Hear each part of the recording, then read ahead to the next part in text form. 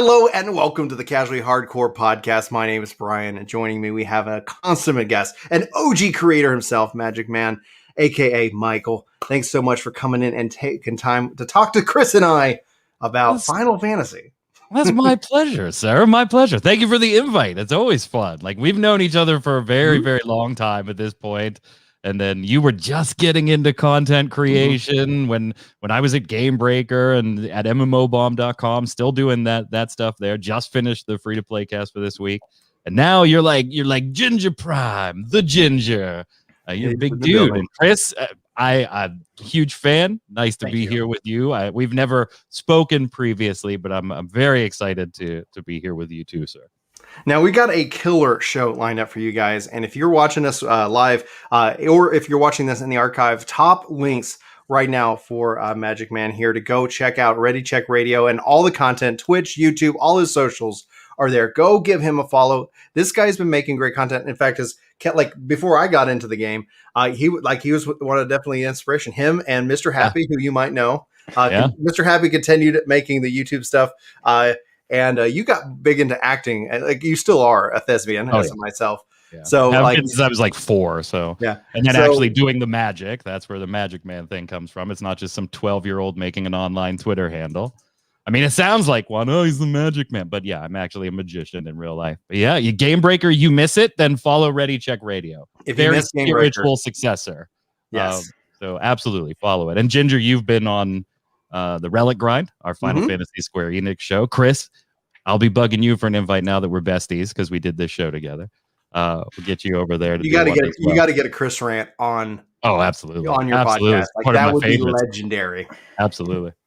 So, Chris, I'm going to give you some showtime because I literally just did the introduction here, and then we're going to dive into our first topic. How's things going, dude? What do you got going on? Well, this week was 5.5. I cleared all but the Unreal and the Extreme. Took me right at 20 hours to get kind of some of my weekly stuff done, and all of that done. Did the new Skyrise Celebration twice. Did a couple of fishing raids with the new. Got my dolphin minion running around, which is that's just luck. It's literal just luck because it's not just seeing the dolphins off the ship. You have to get the buff, and so you got to get the buff 3 times. I've only gotten the seagull buff once, so I'll have to keep going back for that. It makes me long for fishing specifically because it kind of lives off on its own island, having some post XP something, because having a level 80 fisher, filling my inventory with literally worthless fish once every 2 hours, just for the sake of it, is like, but why though? Let it do something. Let it at least let me donate it to some like charity at the end where it's like feeding Eorzeans that are hungry with fish. But instead I'm just like deleting fish. And it would be nice to have a use there. But that's been my week. And then I just did Guild Wars again. Home stretch. I'm in the 70s and I have a couple of level boost items on me. So I'll probably be 80 sometime in the next 7 days. Oh man. Anyway, it makes me, I just feel like there's going to be a connection whenever you do a quest where there's like a hungry kid and you're like, but I just deleted 1,000 fish and now I cannot feed this child. Why? All right. Anyway, guys, if you all haven't seen, obviously this is kind of a spoiler free week. We're going to touch on themes. We're going to touch on content. But we're going to keep this as relatively spoil-free as possible. So traditionally, especially during these times within the world of Final Fantasy, like you're safer, but then as the show gets longer, there could always be a chance in that regard. So no worries if you feel like bouncing out.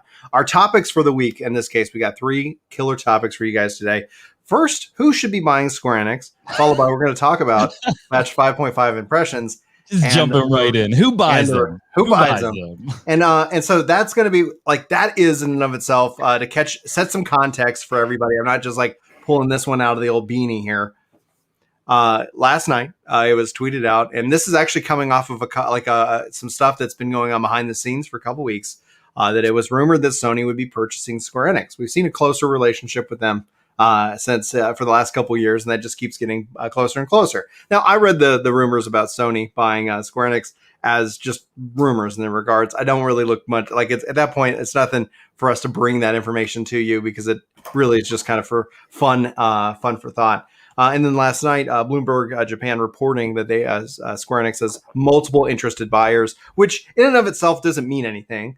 And then Square Enix actually then clarifying today that no, they're not looking to sell the company. And that's the context. And so I really want to get y'all's opinion. I'm going to start with Magic Man. Who should buy Square Enix? Should they sell? And Nobody. Yes, no, why? Nobody. Okay. Okay. First off, and I tweeted this yesterday when I saw the news, just because somebody is interested in buying something does not mean said item is actually for sale. That's a different discussion. And Square acknowledged today, or at least publicly said, right? Privately, we don't know, but publicly said, we're not for sale. Nobody's made an offer. We're not looking for offers. I might want to buy Chris's car, and I might be interested in buying Chris's car, but if you ain't interested in selling it, then the story ends right there. So we also have to separate, I think, is it Square Enix as an entire entity, or is it Square Enix as in the gaming department or the manga department, or, pick off pieces. So assuming that interested buyers would be interested in the entire company, I don't think there's any way anybody but Sony would get it. And I think a lot of that actually has to do with Japanese culture. I don't think you're going to see like a Bethesda sale to Microsoft in this case. I'm sure Microsoft would be interested, but if you're talking lock, stock, and barrel, I think Sony is the only one that really has the income to do it, the cash to do it, and the Japanese culture clout to be able to do it. That said, I don't think anybody should. I don't want these titles exclusive, first off. I don't want them exclusive to Sony. Yes, in my mind, and you said this at the beginning of the show, Brian, or in pre-show, that there is a very mental thing with me and Final Fantasy being associated with Sony since Final Fantasy VII, pretty much. Prior to that, they were associated in my mind with Nintendo. So there is a part of me that goes, oh, wow, if they went back to Nintendo, then maybe they could do this and this and this. Oh, shit, I don't want these things being exclusive to the Nintendo Switch. Ooh, no, I don't want that. Same type of thing with Microsoft, same type of thing with Sony. I just don't want them being exclusive. And I think it starts putting, honestly, I'm not, separate topic, I'm not exactly sure what Sony's doing in some certain avenues right now and some of the mentality behind some more recent decisions. I don't necessarily trust. Yeah, true. I don't necessarily trust their judgment on some of these things. So I don't think anybody should buy them. The big players are the ones that you would think of: Nintendo, Sony, Microsoft. Everybody else would have a hard time financially doing it. And I think it was only like 5 years or so ago, didn't Sony divest a bunch of stock in Square Enix? I know they needed cash and capital at the time, so maybe they've purchased a little bit of it back, but they're not even a primary holder anymore. So I'm going to go with nobody should buy them, but if you make me pick one, I feel safest in Sony's hands, but not all that safe. Chris? I think that Sony is a little out of touch with where we're headed as far as exclusives, and with the idea that I want a $600 hard-to-find purchase to make my previous purchase invalid. I want my friends that can't find a PS5 to be locked away from me. We are past those days. We are getting closer to PC Master Race in console. We are saying, hey, this is a PC that hooks up to your TV, is powered by controller, and is an invitation to all. Xbox is there. Nintendo has always been priced to be there. Sony needs to get on that train. I think exclusives within first parties make sense because that's a chance to build in-house tools to show things off. We did it with Wii Sports better than any other in-house exclusive ever will, but Xbox was founded on the tenets of things like Halo. Whether you're a shooter fan or not, it is a founding member of the Xbox community. And I think there's a place for that, but third-party exclusives, it's a need for cash. Today on stream, we were talking about Blizzard and the relationship with Activision. It's a need for cash. And so unless Square Enix needs the money, I don't know why they would sell. Assuming they're going to sell, and assuming we're going to see the world catch on fire for what feels like a needless reason outside of a few shareholders coming out ahead, because of Sony's desire to push exclusivity, and because Game Pass is now saying Game Pass will bring things to any platform that has Game Pass on it. just wanting to watch the world burn, the pessimist in me goes, I hope Microsoft outbids them, and I hope it's such a big number they have to take it, and then we get more exclusives within, like, just say, and then Game Pass can come to PlayStation. Like the pessimist part of me wants to just hand the underdog the big club. Oh, it's so weird to think of Microsoft as the underdog in this case, because I don't think Microsoft they're big. Well, I know they did horrible last generation, and in context, like they sold money, and they made money comparatively, right? So, but it's funny because the whole thing has always been, when is Microsoft really going to lean in? And this is when, and they've been leaning in.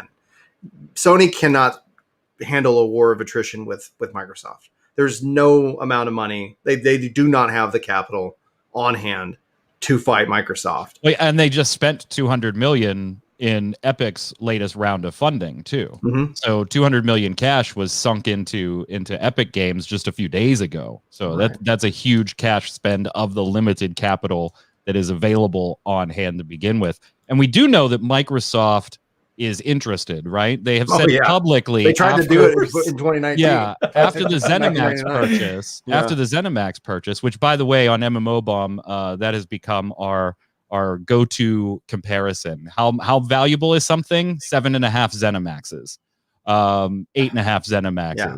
Roblox is worth 7 ZeniMaxes. But at that time, they did say not only were they looking at still other acquisitions, but they specifically said Japanese companies, and everybody kind of thought, Capcom, Sega, those players, those mid-tier players, and were the ones, that could be grabbed. Now, Square-Enix would be a hell of a grab, and I don't necessarily, I'm with you, Chris. I don't necessarily have a problem with it going to Microsoft, except I don't like the exclusivity of the platforms until Game Pass could then break out and be on whatever the hell it wants. I think that could sway me.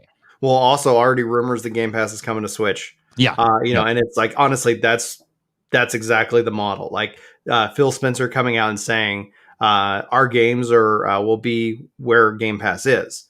Yep. Literally saying the line in the sand. Like you want Starfield, you want Bethesda games, you want Doom.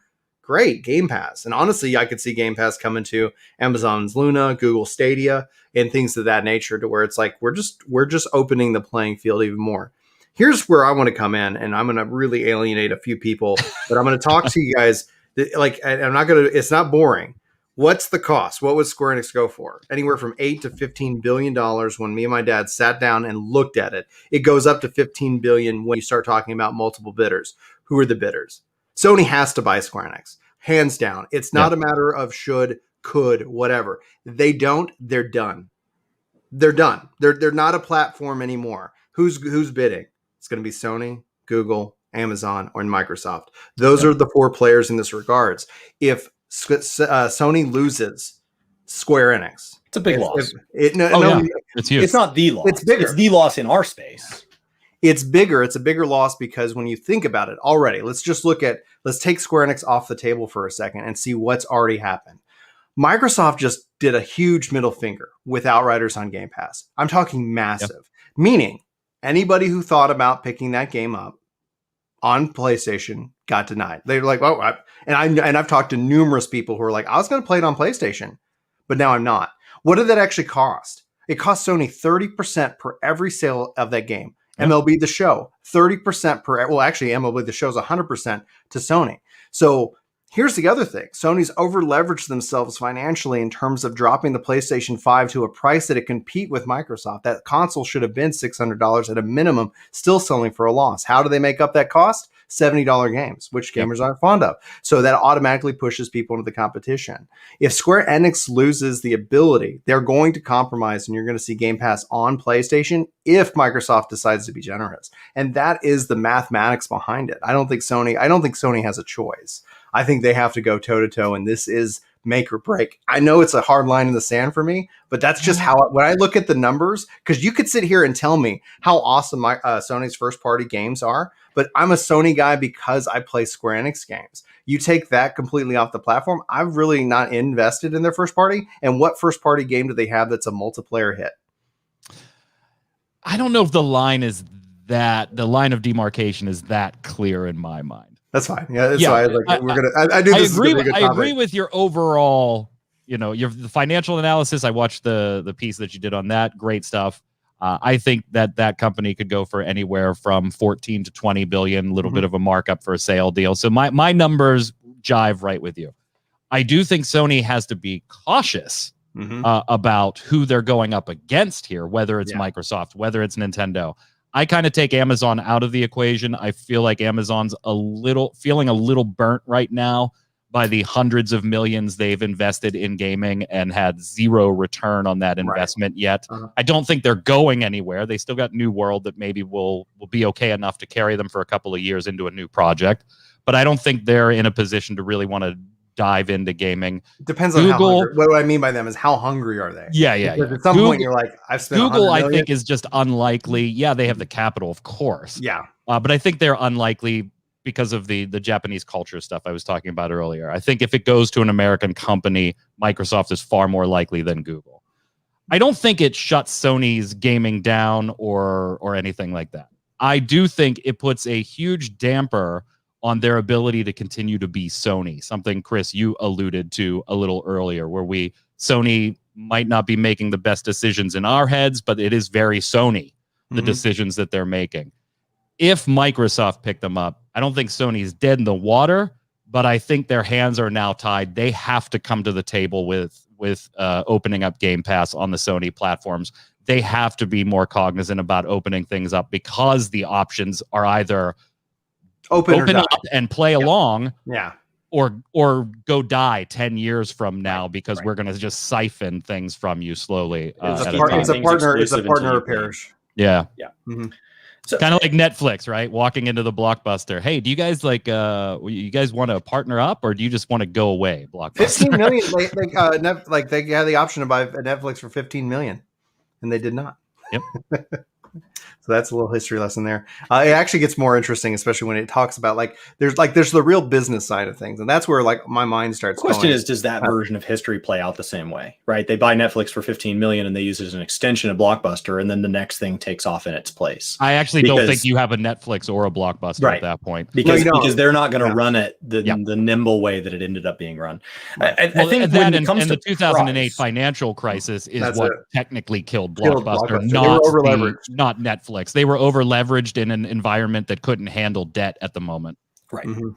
And it's so, Chris, you're about to go. So if we're talking about price, I think we go back to the car analogy. I think we go back to the problem is you can say it's 15 billion is their valuation, but they owe shareholders a fiduciary duty to capitalize on it. Yeah. And so if they're going to sell out control, if they're going to sell out long-term growth, long-term planning on a wave of success, Avengers aside, like they've had and they have immense success ahead of them. They've got Yoshi P leveraged to the nines. They're doing what they need to be doing. They've extracted his maximum life force. And so with all of that headed out, you owe your shareholders. It's got to just be that's why I put stack. That's why I put the stack at about 15 to 20 billion, at least with a valuation of 13 to 14. Yeah. At least 3 to 21 billion. Yeah, something where you're like, it wasn't for sale, because if it's not for sale, it's not for sale. If it's not for sale, my car is not for sale. Right. Okay, I drive a 2005 Jeep Wrangler. It's one of the last years that they had a Mercedes transfer case put in it before Mercedes split from Daimler Chrysler. There's only 76,000 of them made. I have a Rubicon, so I have a dialed up package on it. My car is not worth that much money. It is old. They get wrecked every year off-road. There are only so many left. The problem with selling my car to you is that my car is worth single-digit thousands of dollars, is that I can't go buy another one. It doesn't go up in value because not that many people want it. But to the people that do, every time I have taken it to a shop to be repaired, I've been offered more than its value. Just by the mechanic. He comes out and he goes, hey, here's what we need to do. By the way, I got one of the guys in the back is offering you this number. First couple of years I owned the car, that number was more than I paid. And but the problem is I can't get it back. Yeah. And so if you can't get that control back, so it needs to be a number where Square-Enix was not for sale. And then Microsoft came in and offered 25 billion. Well, lots of things become for sale at 25 billion. Right. So there's a number where it's like, I mean, I'll take your call. Right. Maybe you should come out and say hello. Are you vaccinated? Come on You over. vaccinated? Come on down. Stop by. We'll have lunch. I think there's a number there where it goes that way. And then the question is, off of the ZeniMax deal, off of Game Pass having so much success right now, let's assume we're only talking about Microsoft here, because Sony, like you said, it's logical for them to make the purchase. It's just a question of, do they have it? So Microsoft is the other one that it's more interesting. Where does it fit in their plan? Because the only way Microsoft has been keeping up with PlayStation right now is it has been a barrage of good press after good press after good press, to the point where they can make a mistake on the price of gold or whatever that mess was, and it just gets washed out by just oh, you want to talk bad about us? Oh, did you see MLB The Show? You want to talk bad about us? Oh, did you see we bought Bethesda? Like, it's just it seems like a really expensive thing to just be part of a barrage of good press.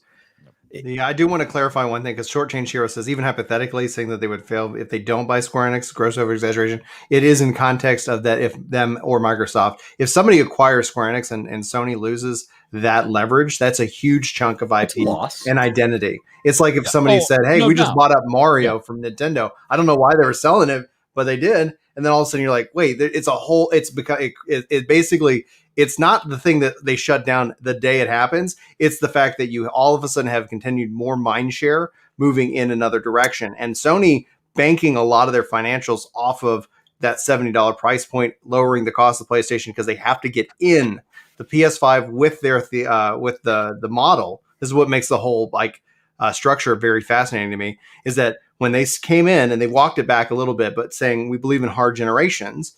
And I think gamers are excited to see what happens with Forspoken, where it's a IP that is built for the PlayStation 5 forward. Like, that's something that's going to be really exciting to see.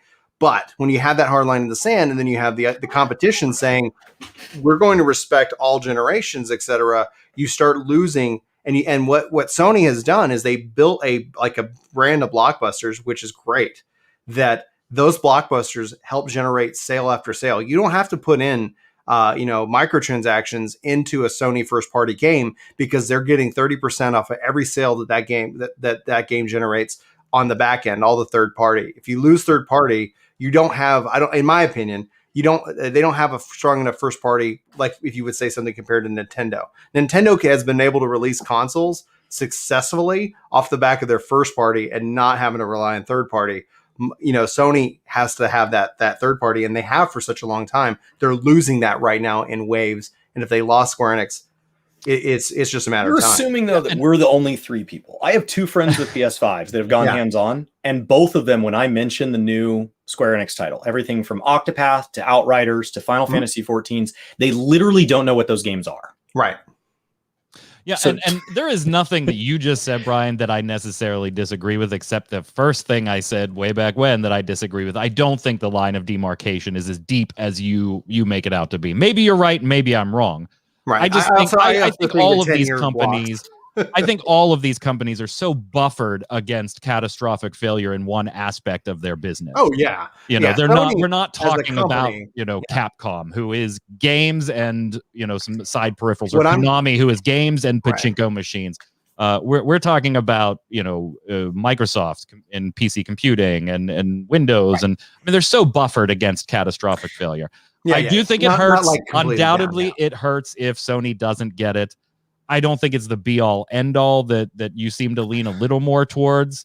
I think it just forces them to play ball in a way that, honestly, I wouldn't be that unhappy as a consumer if they did go and play ball. That's the other option, is that it forces them to change. And so, like, I'm not saying that Sony as a corporation depends on the title. Closes shop, shuts doors, and all. Like, oh, guys, we lost. It's that literally, like, when you look back at this moment, it would be like you would not recognize Sony pre this acquisition and Sony post this obviously hypothetical acquisition until any money is exchanged hands in this regard. Yeah, again, Square publicly saying we're not for sale. We don't have any offers. By the way, if you don't know the back end of business, mergers and acquisitions talks and scenarioing happens all the time, every day. I've been in charge of drawing up M&A documents for multiple companies that may never go where, or may never even be viewed by somebody. So it's normal that stuff's being discussed. Takes a lot of work. I hate being acquired too. Yeah. It's like, okay, guys, like, new set of rules. Here's what you can't say. Here's what you can. Like, it's a pain in the butt. And so like anything can go wrong. And we actually saw like what's really fascinating about this is that Microsoft did try to do this back in 1999. They got pretty much to the signing ceremony, or at least where the letter of intent, like et cetera. And Square Enix was like, we want more money. Yeah. And I'm so glad they did, because I don't think we'd have the Square today. I'm so glad 14.1.0 failed, because we wouldn't have the Square today without some of the lessons that they've had to learn hard. Chris, I want you to have a final thought before we go into. I would say I would point out that Phil Spencer is not running Xbox like Sony would run Xbox. He is not a scorched earth mentality. He's definitely playing to his strengths. They paid a lot of money for ZeniMax, and they're going to get some exclusive content out of it. Absolutely. But he's not a scorched earth guy. He's not being vindictive just to be vindictive. So he has said, and so far actions have lined up to agree that anywhere that a game already has an established audience on a platform, they're going to be respectful of that. So Final Fantasy XIV would still have a PS5 and then a PS6 and then a PS7 edition. Final Fantasy games like 7R would continue to likely have all of their chapters released on time, day and date on PlayStation. The question becomes, with that next Avengers style title, that next thing that out of nowhere they get put in charge of, Square Enix lands the next Star Wars game, the next Lord of the Rings game. That's where you start to see exclusivity creep in as a conversation. But Final Fantasy 16, Final Fantasy 17, 18, 19, 20, those are all going to still release on a PlayStation, because you just paid a lot of money for Square and you have an entire install base that will buy it. So like Microsoft still likes money, and then you still have contracts for exclusivities that need to be honored. And that's why Game Pass is struggling on PC, I think. They haven't been super transparent about that, but I bet the reason that Game Pass on PC is struggling is because I bet there is a lot of exclusivity clauses in Steam agreements as a distributor, and people and games agreed to that because there wasn't another main distributor. And now Game Pass is like, well, what about us? And they're like, technically I agreed to something. And so I think we're gonna have to wait for those to be reneged, where Steam's either going to need to, they probably didn't pay very much for that clause, and they're either now going to have to, or it's suddenly gonna be like, oh, on Steam or Game Pass on PC. Yeah, it's going to be interesting one way or the other. And whether it's actually like Sony and Square in this case, we do know like this is not the end of the acquisitions, and I think we're going to continue to see more and more of that. And yes, if it comes down to exclusivity, I think it's wrong. I don't think we want to see that, and that's where I'm hoping that if nothing else, that we do get to see Bethesda games on a PlayStation platform. But at some point, like just because like you've got friends that don't know like Square Enix games, Chris, like the Bethesda deal really didn't mean anything to me. Like it wasn't like, oh yeah, that it's earth shattering. But it's not like that's my game. Like those are the games I play. They mean more to Brandon, my brother, the Yeti. But outside of him, I'm like, all right, like I'll try it. But that's just not my thing. I wish it was, but it's not in that regards. But let's go on. I also don't think if Avengers didn't crash as hard as it did, I don't think there's sharks in the water trying to look at maybe buying Square Enix, or maybe it could possibly be for sale too. That's still hurting Square a lot. Well, they're still developing for it, in that regard. So it's just, we'll have to, maybe they'll turn it around. They're going to Realm Reborn it. They're releasing an expansion for a game that hasn't finished being a game. Yeah, I think, Magic Man's got the right of it. The game needs so much, like, and I don't want to turn this into a topic, but the game needs absolutely so much work that I just, in my mind, the only reason that it's being worked on is because it's Marvel and Disney. Otherwise, and Square Enix has a good relationship with them with the Kingdom Hearts. Yeah. Otherwise, I think they would have just shut that thing down already. 14 only got a 2.0 because it's Final Fantasy. Take it out back and shoot it, please. Right? If it had been new IP, 1.0 would have been the end of it, but it was not. It was done. It would have been done. So let's talk about it. So Mike and I, we're OG 1.0 players. Covering it back in the day, man. Like it's like we had no concept was that. You have the box? Yeah, it's right back there. So yeah, he's gonna get it. Let him get the box. So we've been covering this game for a long time, well over 10 years. But now here we are. There's the OG box, dude. The collector's edition. You got your your little birth certificate thing that they did, and yeah, I still have that too. I also have the little book for that. Yeah, the birth certificate you had to send away for. Remember? Yeah. Oh my god. I still have it. That's upstairs. It's framed. I'm a dork. Whatever. Do you have your name in the credits? Are you a legacy? Like considered legacy? No, because I actually unsubbed from it when right before they made the subs free. Yeah. Or no, I'm sorry. When they when they put the sub back in, I did not sub, so I'm not in the legacy credits on 2.0. Do you regret that at all now? I do. I Yeah. do. I'm like, shit. If I would have just given you $45 over 3 months, yeah, I do regret that. It also made me ineligible for the that's an apology amount too. So just know that tattoo, that discounted sub, is an apology. Yeah, that is not. At the time, that was not like, these people made a good decision, they deserve a reward. We made terrible decisions. So sorry. Just look at that art. That is beautiful. Gosh, man. 1.0 destroyed my PC. It ran so hard and so hot on that machine trying to render those flower pots. And for those of you who don't know what I'm talking about, the flower pots in 1.0 were given the same level of code and care as a player character. So those flower pots look good.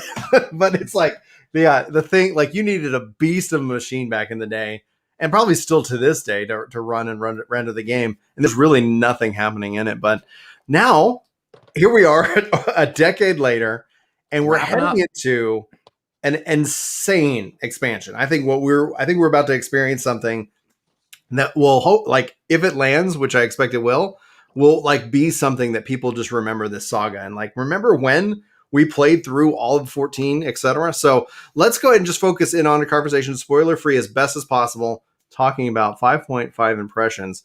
Mike, is this an expansion for you? Like was this patch everything you wanted it to be? Did it live up to a hype, or is it disappointing you in any way? And we did all this on the Relic grind yesterday. So yeah, I'll sub to his channel in the highlight, guys. I'll truncate my opinions here, but you can check out if you want fuller versions. Honestly, 5.5 did not do anything I didn't expect it to do.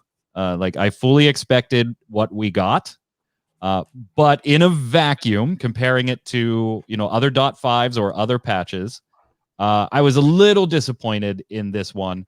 That's not to say I didn't enjoy the story. That's not to say that I didn't enjoy the setup for a lot of stuff that we're, assuming we'll be doing, or guessing or speculating on what we'll be doing. I did enjoy the patch tremendously.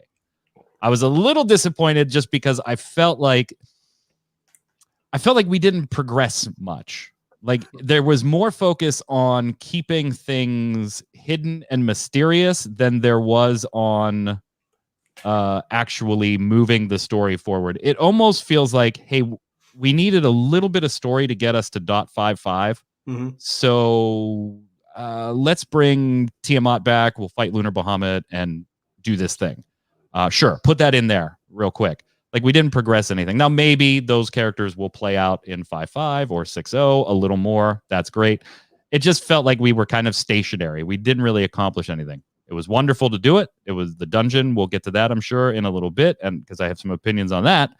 But yeah, a little disappointing because I felt like they were so focused on not revealing anything that nothing got revealed at all. And we just kind of stayed stationary. I gave it like a 7 out of 10 as far as like the main story quest and stuff. It did what I expected it to do, but there's still that fanboy part of me that give me a little bit, tease me a little bit. Don't just block the weapon that Xenos picks up. Show me a little piece of it or something. Just give me something to start speculating on. Especially since it's only a couple more weeks. Yeah. Because then we could still speculate on what is it called and et cetera, et cetera. Yeah. But but it's like, are they going to show it? Like, how cool would it have been if they actually showed the weapon and just people are just going, no, it's, it's like, oh my gosh. And then Yoshi P comes out and can really clarifies like what it is and like how it plays, etc. I could have dragged it on to creatively and safely. By the way, there is no weapon in that scene. If you watch that cutscene, people have data mined that scene in particular, and there's a pillar in the camera shot that presumably blocks you from seeing the weapon that he draws. There actually is not a weapon behind there, so like they tried to data mine it and couldn't even do that. I would give it a 7 out of 10 as well.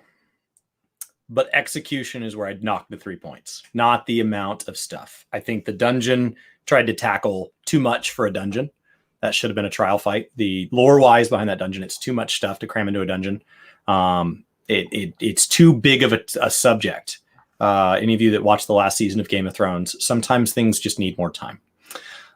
We spent a long time building up to this, at least in calendar days.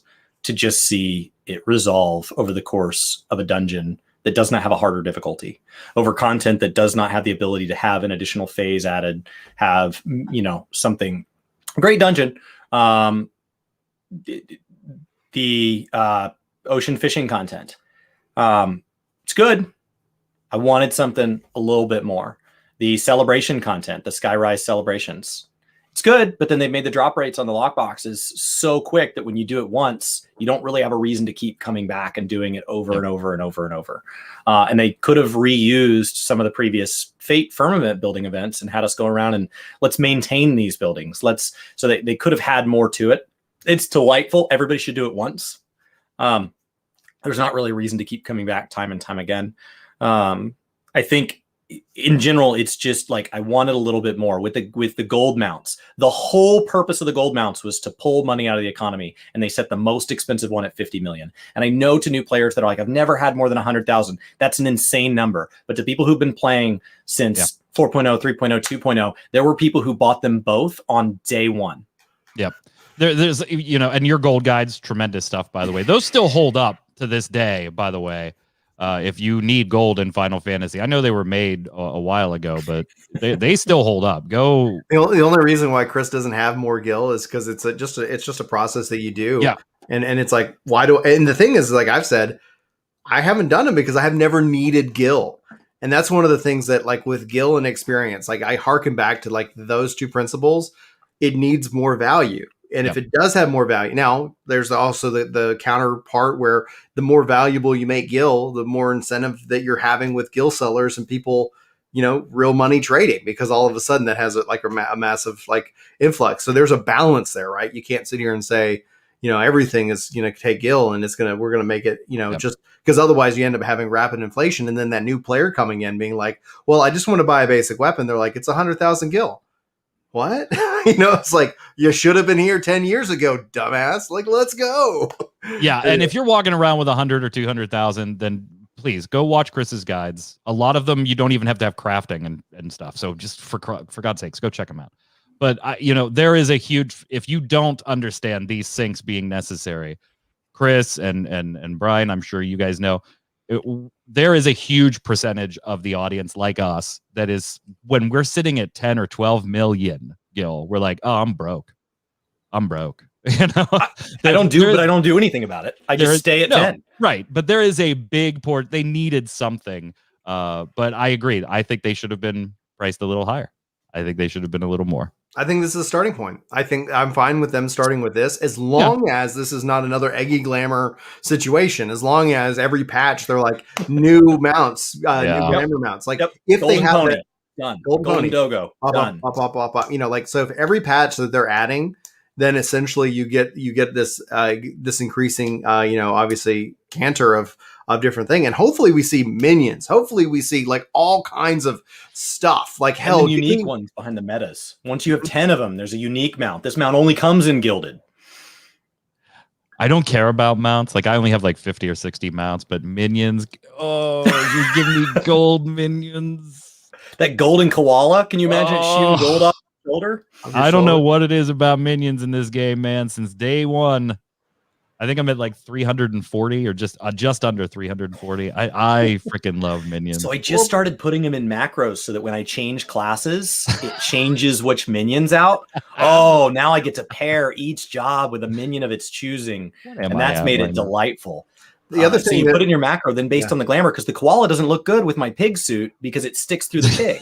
And so I was like, where do I use this? So it's on my white mage. So now my white mage running around as a chicken has a koala on its shoulder, which is so fantastic. Back in the day in Final Fantasy XI, maining red mages, I had macros for spells to change equipment because the staffs, the elemental staves, and all that stuff. Right here, Now it's just like macros for minions, baby. Macros for minions for days. Let's do it. 336. How cool would it be if they actually fixed like the macro system so that you could use it in combat without suffering DPS loss? You start macroing like attacks that have minions that are tied to it. It's like, all right, Chris is in his golden like chocobo phase. Do you know what I want? If we're just gonna add one thing to macros that won't change the battle system at all, I want magic prisms to be able to be placed in macros. Those things have no value. But if every time I cast a limit break, I shoot a sparkly Easter egg over my head, I am about to buy a lot of magic prisms. The magic prism market, You just like to the moon, to the for a moon. game that's already like should almost have a seizure warning with full settings on. Like I cannot do combat. New players are like, I have my settings turned up, and how do you beat encounters? Turn your settings down. Like, stop looking at every sparkly thing that someone else casts. But if you can let me start tossing sparkly things out every time I land a combo, it's like, oh, inner release. Here comes, House of whatever.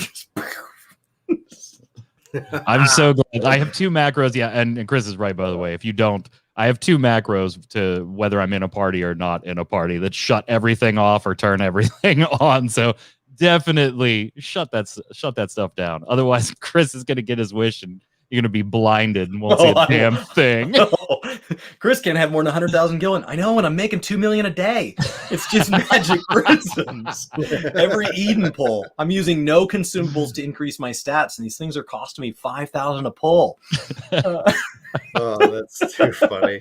Let's talk about the dungeon. So 5-5, obviously the final dungeon. And I agree. Like honestly, it's interesting to have that here because it's gonna feel like 5-5-5. Like okay, like what's the big piece of content that's connected to it? But what do you think of the dungeon, Magic? Okay. So yeah. I am very, very big on dungeon content, whether it be Final Fantasy, whether it be World of Warcraft, Guild Wars. I love dungeon content. I love raiding and 8-person and 24-person and 15-person and 25, whatever game you want to do. But I really, really enjoy dungeon content. I think Final Fantasy does it very well, but I've also constantly said, whether it's on my own shows or on State of the Realm with Haps, it is also the area that I see for the biggest amount of improvement and opportunity in Final Fantasy. I liked this dungeon a lot from a cinematic and story standpoint. I thought it fit the main story quest tremendously well. Mm-hmm. It actually felt like we were there for main story reasons, where if you look back at just even one patch back at Matoya's Relic, that dungeon felt like, we need a dungeon for the patch. Let's say Matoya needs something from a building in the north and have people go get that thing. And there's our dungeon.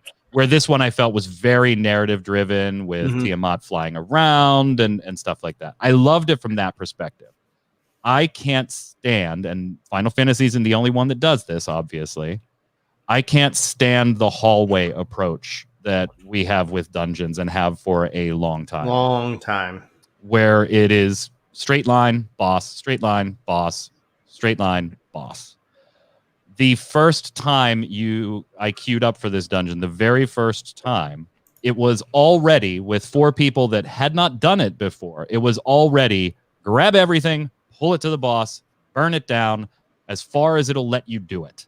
Right. And really, in this dungeon, we only had one break point where you had to make multiple pulls between the second and the third. I don't think we'd stopped at all. I nearly died. Well, yeah, in the second, and the only break you have is between the second and the third boss because of the dragon flight. Yeah. Yeah, you have to do that in two separate pools. Which, by the way, the dragon flight, I was like, oh, we're gonna do something different. This is gonna be so cool. I was really excited. We mounted up, and I'm like, cool. Do I get to air bomb baddies on the way to the boss? Is there gonna be some new mechanic here? It's not gonna be earth shattering, but it'll show me that Square's thinking in this different direction. It was a very beautiful flight.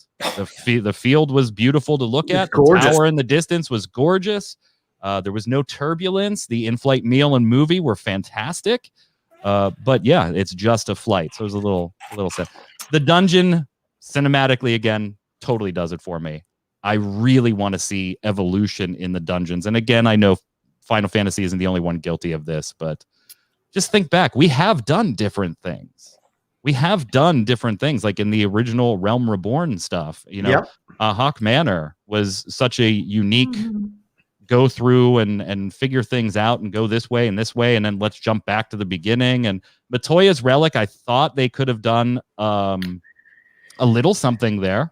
It wouldn't have been much, but it would have been something where after you beat it the first time, I thought, why not open those 3 corridors in any order you want to go? Yeah. Like narrative wise, you want me to go through it this way first, fine. But no, it plays in the exact same way. So I love dungeons, but it's the biggest area of opportunity. This one was beautiful and cinematically very, very good and meshed with the MSQ, but ultimately falls flat for me because it's still more of the same straight line boss. I think that there's an opportunity there for things like limited jobs to add something on. If they don't want to make inventions, you could have a side wing, and the only reason to go down there is to learn a spell. And so I think you could go nest job quests in there and have to go through with a trust to do those. You could go reuse them from a couple different angles and still keep the core experience, this straight hallway. The flight, I remember getting on that flight and going, okay, we just had in-dungeon voice acting and I'm getting on a dragon.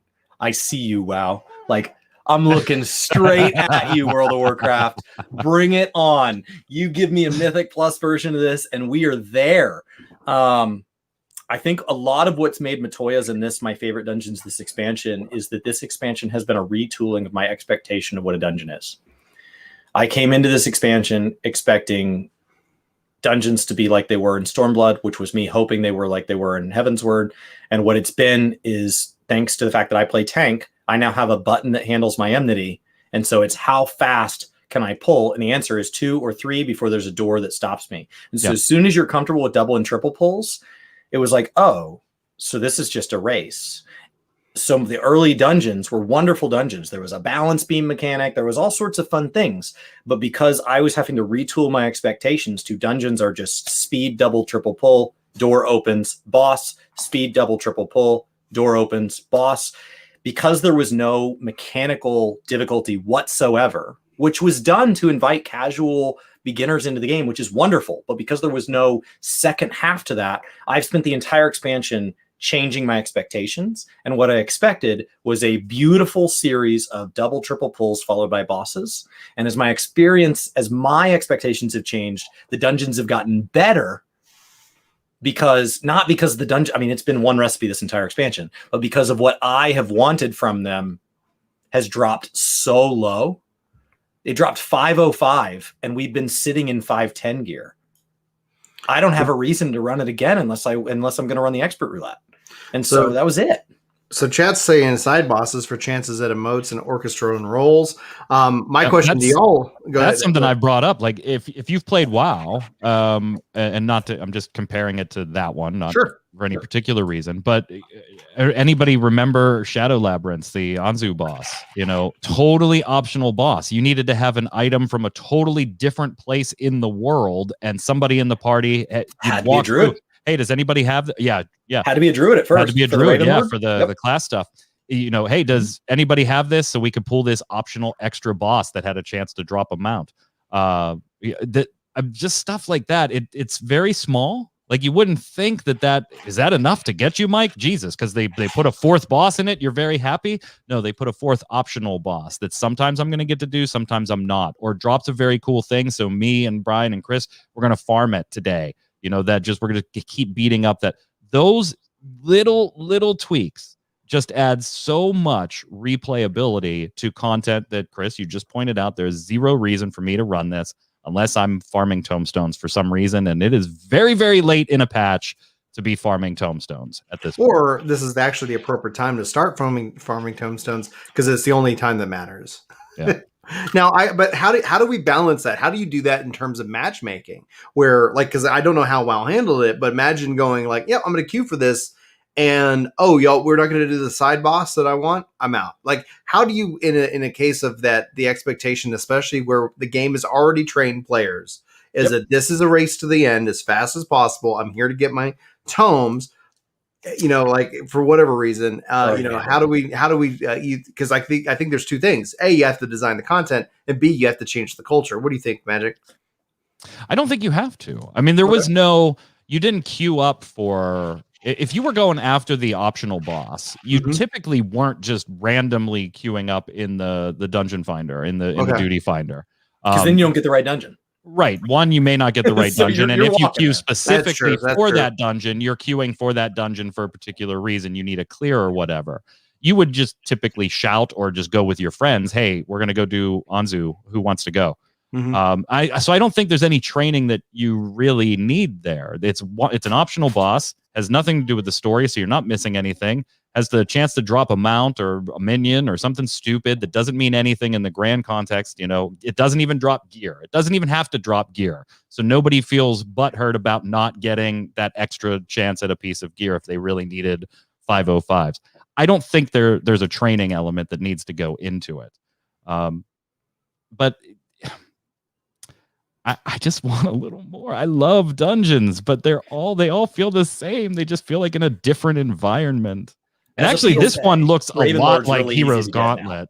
So you don't have to train anybody because if it's tied behind Blue Mage, it's already Party Finder only content. It's already handled. Right. If it's tied to a class quest, you just put it in with the Trust Dungeon, and then you're already queuing into it by yourself. So it's already handled. And then from there, if it's a mount grind, it's a % chance. You need an item you need to guarantee that somebody in the item has the item to attune, or you require everybody to be attuned, or you require everybody to pony up some bicolor gemstones or whatever magical, mystical thing. So that's already going to enter the same mount farming Party Finder style groups that Extremes do. So it's already just going to be handled by the nature of how the community already treats cosmetic content. So that kind of like in a way that we're kind of touching on this, so going from like just our 5.5 impressions, I think we're all really in agreement. I think that mostly what I see from the community is like they're really excited for part 2. And honestly, I think this is a great start because it's also sandwiched with the fan fest, and it's not that long. Typically we waited longer for the 0.5, and so we're literally looking at 6 weeks until we get the second half of the story. The thing that I am concerned on is as we move into EndWalker, if EndWalker is truly going to be in October, which traditionally we've seen a 6 months gap from 5.5 to the expansion, or the 0.5 to the expansion, that's a long roadmap with we don't know, with maybe not a lot to kind of sink your teeth into. So I want to shift our focus on the 5.5 impressions and talk about what do we want for EndWalker. You talked about you wanting more from dungeons. If I gave you unlimited budget and control, and you could go and make any change to the game itself, Magic Mike, what would you do? This isn't going to be popular. This isn't going to be popular. Okay. I don't think it needs to be. In fact, I wouldn't want it to be like Mythic Pluses and how they're handled in World of Warcraft. But I do think optional difficulties plays a huge role in my enjoyment of dungeons. I don't need you to make it progressively harder, +1, +2, +10, +11, +15, +20, and put timers on it and all. It becomes a damn esport and stuff like that. I don't think so. But if you look back, you guys remember Last Vigil? Is it Last Vigil? Am I remembering the name right? And the hard version, like those were difficult. The normal was difficult when you were at like level 40, 35, 38, 40, right in there, and you go in there. That dungeon was difficult at that time. There was a moving. It was a trial, but yeah. Oh my gosh. No. Then we're talking. No. Stone Vigil. Stone Vigil. So you're walking in a hallway to pull something, and some sprites drop on you, and you're like, "Why did we pull that?" Dragons were tough. Like I don't understand. When dragons were tough. I just don't understand. Like I understand making it more accessible to every player. That's fine. Then make a story mode and make a challenge mode. Do it that way if you have to. And I know they did that and then got away from it with the whole hard mode and expert modes and stuff like that. I really feel like the dungeons are something that they expect us to do and expect and treat in their minds as a content piece that is repeatable and will hold people over from one patch to the next. But for a large portion of the audience, it isn't that at all. It's a one and done in a lot of cases. So just optional things to do. It doesn't have to be an extra boss. If you don't have to give me that in every single dungeon. 1 out of every 10, that's cool. How about some side paths where I have a chance to get lost? And again, people get lost in Hawk Manor. Yeah, they do the first time. But they had to explore. They figured it out, and now they're good. Give me a chance to get lost in there a little bit. Some rare spawns that pop up here and there. That works too. Some trails with treasure chests at the end I saw in chat mentioned earlier. Something that requires this to be more of a All right, Chris comes in and asks the healer, "You okay with me doing mass pulls?" Yep. All right, boys, let's go. And we go. My last tank asked me, and as a white mage, I was already pulling the next pull. Not only am I okay, I'm waiting. Like, let's go. I'm in front of you casting holy. Like, let's go. It doesn't need to be more dungeons. It doesn't need to be incredibly complex mechanics. I would be happy with a second tier difficulty with some cosmetic glamour rewards as the reason for going to do it. Optional bosses. Give me the opportunity to be lost. We're not talking about high investment money-wise. Yes, time-wise, we are talking about more time investment on the creation aspect. But yeah, it's the biggest it's something I love, but I think it's the biggest opportunity they have. I'm very happy with trials lately. I'm very happy with extreme versions of the trials lately. I'm very happy with the raids lately. Granted, we're using that term in a term that it's really just a boss fight, but whatever. Yeah, it's a trial. I'm very happy with that stuff lately. Dungeons, I'm okay with. I just think there's room for improvement there. As a culmination of the Eden series, as a culmination of the Puppets Bunker series, as a culmination of the Weapon series, I believe the last one of each of those was a perfect endpoint. Not necessarily my favorite, but it was a perfect, this is how we got here. The reusing of mechanics, the reusing of, there were aspects of Eden's Promise. I think the intermissions will age incredibly poorly, but when we get queued up for it a million years from now and we're blasting through phases and we're like, oh, I got to go stand on platforms now. But as a piece of content, it was a perfect bookend to that. This expansion has done a great job wrapping up on the same strength of notes that it ended with. Not necessarily innovative, but perfect, beautiful. For any of you that finished Sorrows of Were Lit, it literally ends on a screen that says it's finished. And there was just a beauty to that moment and earning that moment. And I encourage you guys all to do that story. It is quite a journey. I thought that I was more emotionally invested in that story than I have been in 5.4 and 5.5's MSQ. I didn't even like Eden until the last phase, I don't think. Yeah, Gaius' character development alone is worth playing through that entire thing. It's the contrast to Nier, though, because like at the same time, Nier content is amazing, but the story in and of itself, it's like I just felt like I just watched an ad for Nier. Like if it had been voiced, if you gave those dwarves voices. Fantastically comical voices. I'm in. That's all. That would have changed it. I just like, as far as it goes, like I cannot get over the fact that when we talk about EndWalker, I don't want another Nier. I don't want another.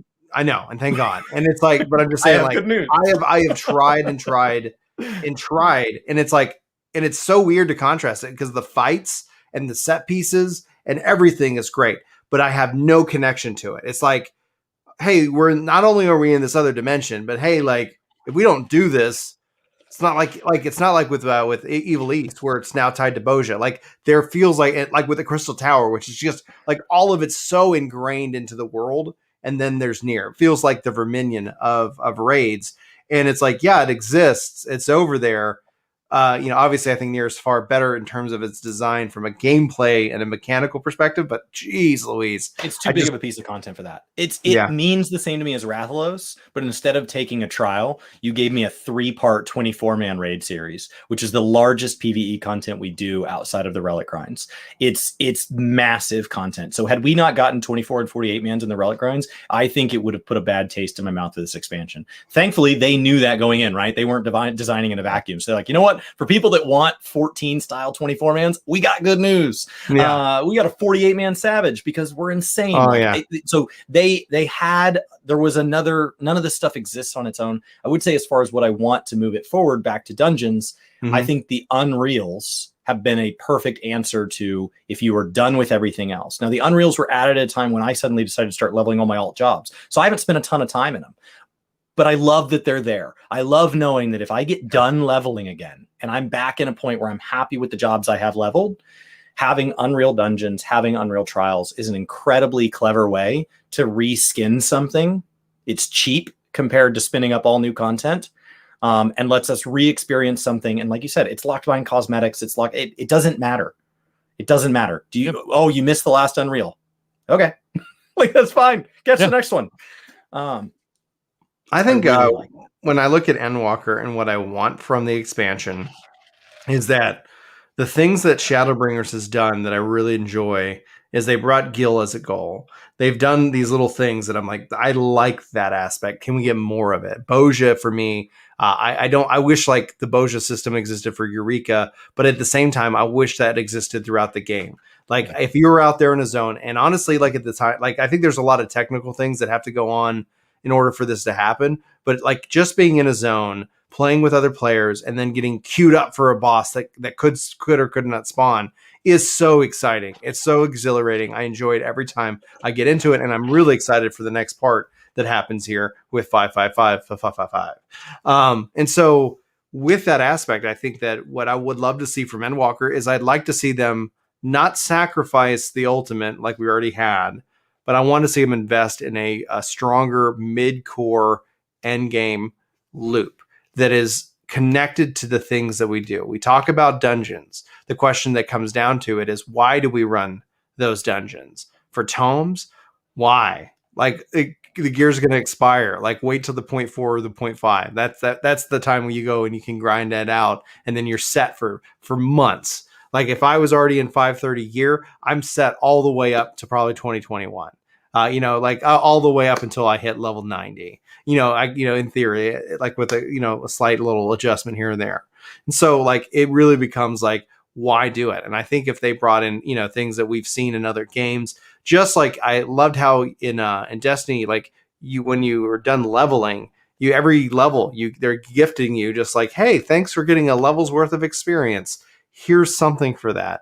It doesn't have to be meaningful, but then get some glamour tied behind it. Get some like we have this achievement system currency, and it's like, okay, like I had already had everything before they switched on that currency, so I'm just sitting on that currency going like, well, I just add something new to this, please. Like I want more reasons to log in, especially post level cap, and nothing brings us more to the front than when I just finished leveling up a couple characters in Outriders, being at level cap, and it's like going and playing with friends. That's great. And that works for a short period of time. But if you're going to just say like, hey, you can constantly, we're going to give you a treasure coffer. We're going to like give you 100 lock boxes every time you level up post level.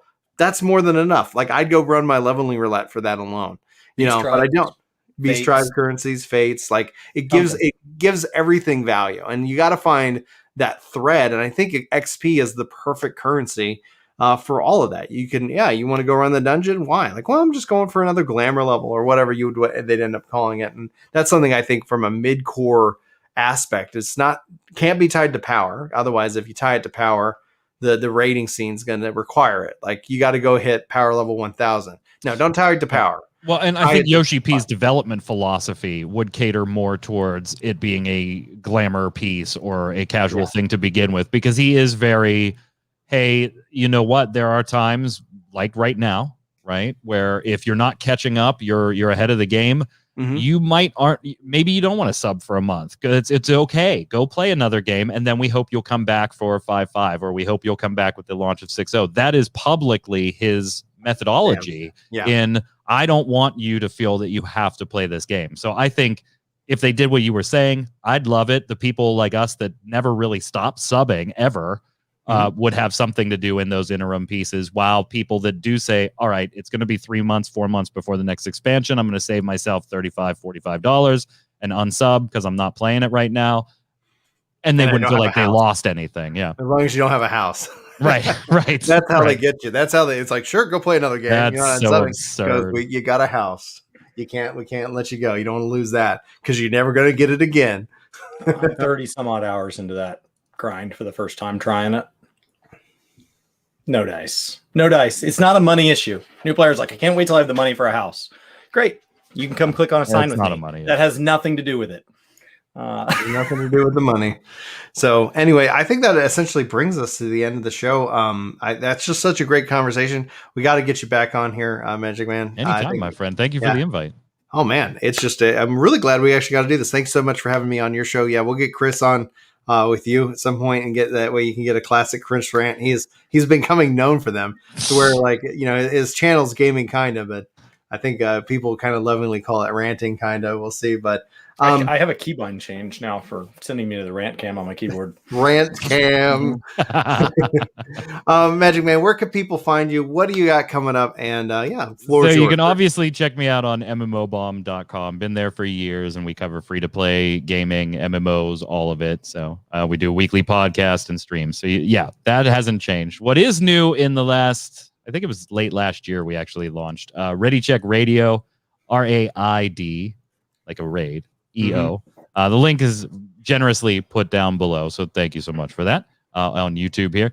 Click that. It's going to go to our website, and all the socials are in the upper right-hand corner. Twitch, Twitter, Facebook, Spotify, if you want to listen. We run 3 different podcasts. Tuesdays is the Snowbound, the Blizzard podcast. Thursdays is the Relic Grind, our Final Fantasy XIV Square-Enix podcast. And Saturdays is Gaming Gumbo, a general gaming show. And then there's a whole team of streamers that stream throughout the week. The schedule's also on the site. If you're brand new, please follow. We got a little thing when we hit 500 Twitch followers. We'll be doing a one-chip challenge and trying to not cry while we're playing Rocket League. So there's all kinds of stuff planned. We're at like 360 on Twitch right now and 100 or so on YouTube. So share, and stop on by. We'd love to see you.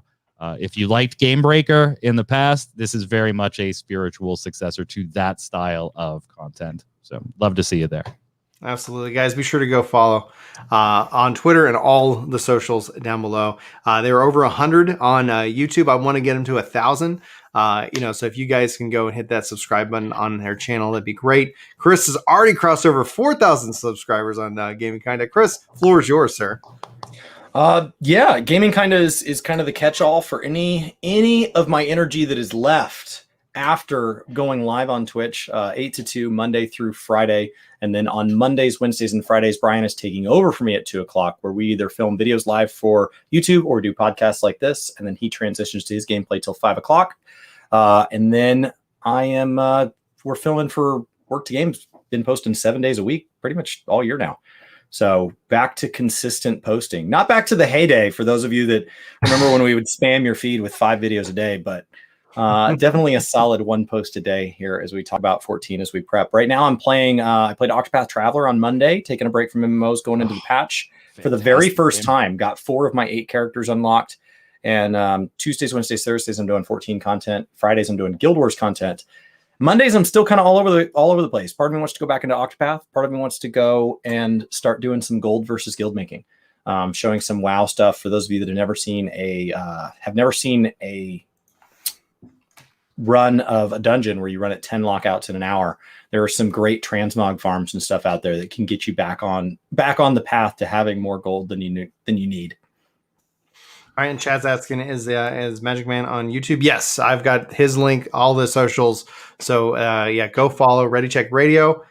Is there any other YouTubes associated with this? Because that's the one that just the one. Yeah, just the one right now. So literally, if you go to readycheckradio.com, what you linked in YouTube here, upper right corner will get you to every single social, YouTube, Twitch, Twitter, Facebook, Spotify, all of it. All of it, all the good stuff, guys. And you can go back in the archive and you can listen to me. You got like 4 months of content to catch up on for any one of the 3 shows. Especially works great when you're grinding out and you already done the story. So if you guys got anything to do to catch up on in Final Fantasy XIV, I couldn't recommend a better show. I'm a big fan. Thank you. That's very kind of you, my friend. Oh, anytime, dude. Thanks for making time today. For me, guys, I'm going to be hanging out here on Twitch, playing some Guild Wars, trying to keep caught up with Chris. He's got a little bit more time, so we're kind of pushing.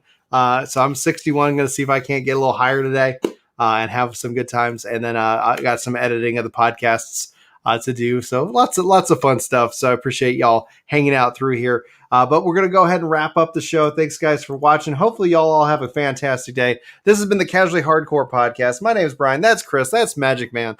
And we're all here to say we hope you guys enjoy the games that you play, that you're having fun, and that you enjoy this content. Let us know, and we'll see you next time.